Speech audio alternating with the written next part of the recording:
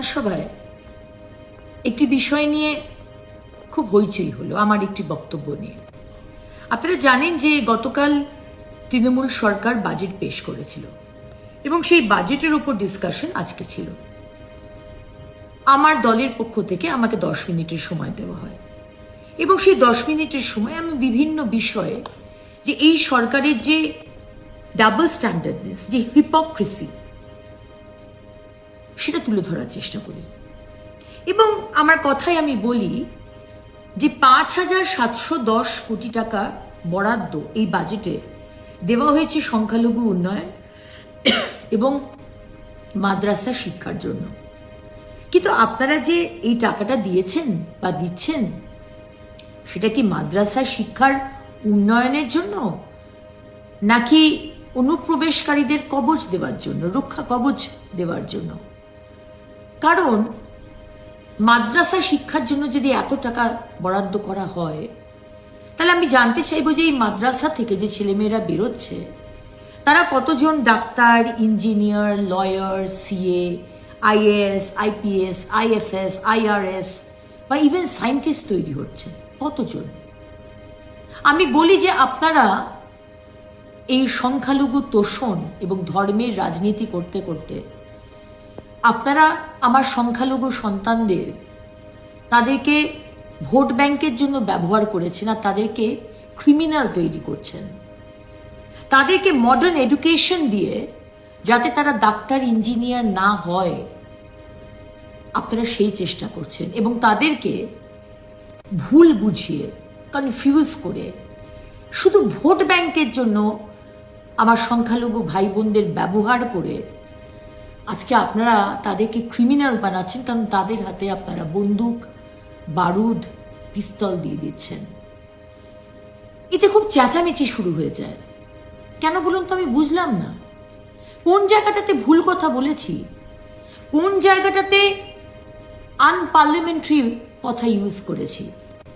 আমাদের সম্মানীয় মেয়র সাহেব, আমাদের মন্ত্রী ফিরহাদ হাকিম মহাশয়, উনি বললেন এপিজে কালাম, আব্দুল কালাম, মৌলানা আব্দুল কালাম, ফখরুদ্দিন আলী আহমেদ বা ইভেন আমাদের সেদিনকে যে লড়াইতে মারা গেলেন আমাদের বর্ডার সিকিউরিটি ফোর্সের কেন্দ্রর যে আমাদের ফোর্স, তার যে ঝুন্টু দাস, ঝুন্টু শেখ, তারা কি ক্রিমিনাল?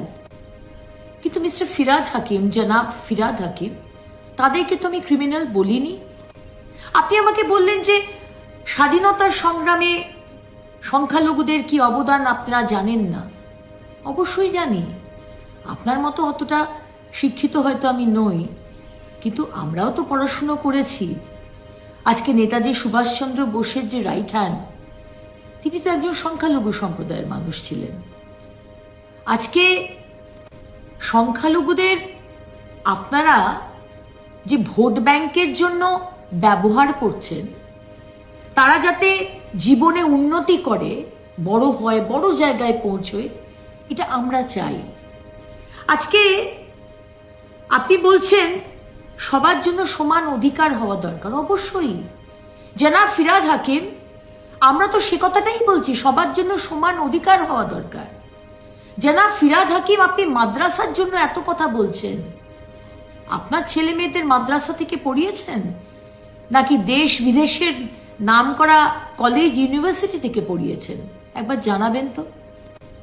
আমাদের সম্মানীয় মন্ত্রী সিদ্দিকুল্লাহ চৌধুরী মহাশয় বলছেন যে আমি নাকি অপরাধী, আমি নাকি ইতিহাস, ধর্মনিরপেক্ষতা কিছুই নাকি, গণতন্ত্র কিছুই নাকি আমি জানি না, আমাকে দেশ থেকে তাড়িয়ে দেওয়া দরকার। মিস্টার সিদ্দিকুল্লাহ চৌধুরী, দেশটা যতটা আপনার ততটাই কিন্তু আমার। আমি কোনো অংশেই কোনো ভুল কথা বলিনি। আপনারা তোষণের রাজনীতি করতে করতে আমার সংখ্যালঘু ভাই বোনদের, যারা আমার সন্তানের মতো, তাদেরকে আপনারা যেভাবে ব্যবহার করেছেন না ভোট ব্যাংকের জন্য, আমরা এটা দেখতে পারছি না। এবং সে কথাটাই আমি আজকে তুলে উঠিয়েছি, তুলে ধরেছি, এবং সেটা আপনাদের খুব অসুবিধা হয়েছে। যে ইসলামিক স্টেটস রয়েছে, আমাদের যে Islamic states, Muslim countries, middle ইস্টে। আমি ভাবলাম যে দেখি তো সেইখানে মাদ্রাসা কটা আছে আর ইউনিভার্সিটি কটা আছে।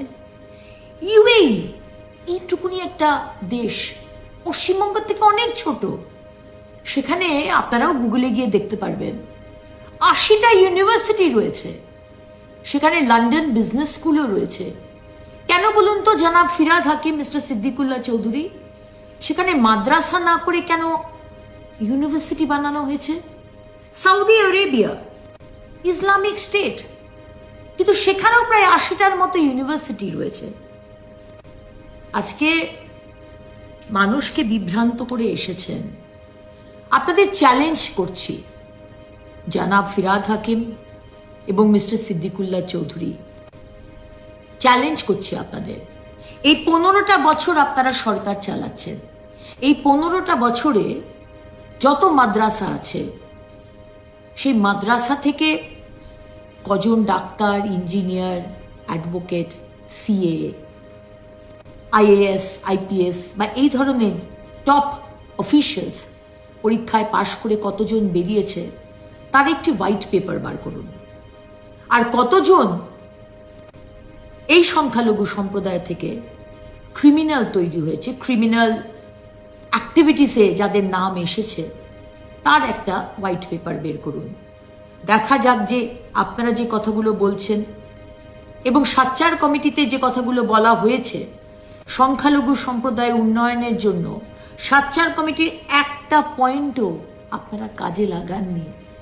আপনারা সংখ্যালঘু সম্প্রদায়ের জন্য কিছু কাজ করেননি, শুধু ব্যবহার করেছেন তাদের। সংখ্যালঘু মেয়েরা কি করে চাকরি পাবে, সংখ্যালঘু ভাইরা কি করে চাকরি পাবে, কি করে এগিয়ে যাবে, আপনারা কিন্তু সেই চেষ্টা করেননি।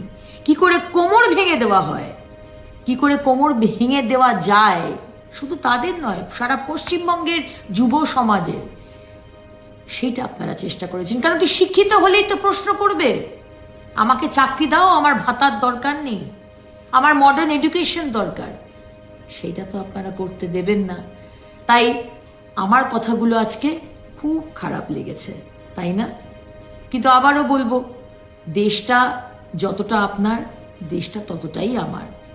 সংখ্যালঘুরা শুধু তৃণমূল কংগ্রেসের কাছের নয়, ভারতীয় জনতা পার্টিও আমাদের সংখ্যালঘু ভাই বোনেদের যথেষ্ট সম্মান করে। আর সেটা দেখতেই পাচ্ছেন আমাদের 21টা রাজ্যে যেখানে বিজেপি সরকার চলছে, সেখানে যখন লাইনে দাঁড়ায় না প্রধানমন্ত্রী আবাস যোজনার বাড়ি বা উজ্জ্বলার গ্যাস বা ঘর ঘর পানি, ঘর ঘর নল, জল জীবন মিশনে, সেখানে জিজ্ঞেস করা হয় না যে তুমি কি হিন্দু না মুসলিম না শিখ না খ্রিস্টান।